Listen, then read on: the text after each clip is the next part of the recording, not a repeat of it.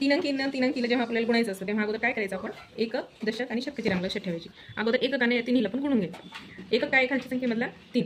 3 आधी कशाला गुणायचं 8ला. 3 8 24. हातचे आले 2. पुन्हा 3 2 6. 6 आणि 2 किती झाले 8. आणि 3 गुणिले 3 किती झाले 3 त्रिक 9.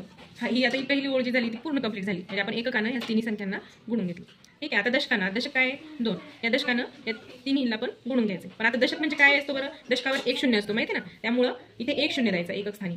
कारण आपण डायरेक्ट दशकानं गुणतोय. तर हा इथला याची जर विस्तारित रूप जर केला आपण तर 600 अधिक 20 अधिक 3 असेल तरी 20 आहे. 2 म्हणजे किती आहे याचं स्थान 2 दशक स्थानी असल्यामुळं याची किंमत आहे की 20.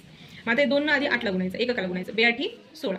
हातचा आला 1. आता हा अगोदरचा हातचा मोडून टाकायचा दुसरा हातचा घ्या है ना. 2 2 4. 4 वरचा आता आलेला हातचा किती झाले 5. आणि 2 त्रिक 6. ठीक आहे. पुन्हा आता दशकानं गुणलं आपण. आता शतकानं गुणायचं. शतकानं गुणताना हे 6 म्हणजे किती मग 600 बरोबर की. मग इथं अगोदर आपण किती शून्य द्यायचे 2 शून्य.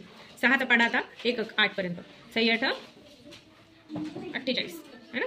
आणि हातचे आले 4. वरचा हातचा अगोदरचा हातचा काढून टाकायचा. आता 6 गुणतोय आपण तिसरा हातचा आला वेगळा हात आहे.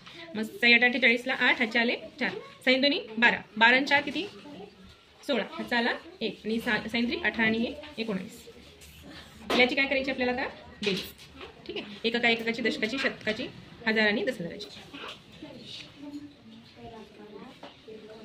4 8 आणि 6 किती 12 14. हातचा आला 1. 8 आणि 5 23. 23ला 3 हातचे आले 2. 6 आणि 6 12 13 14. हातचा आला 1 9 1 10. हातचा आला 1 आणि याचं उत्तर किती आले मग एकक दशक शतक हजार 10,000 लक्ष म्हणजे किती 2,04,344 याचं उत्तर.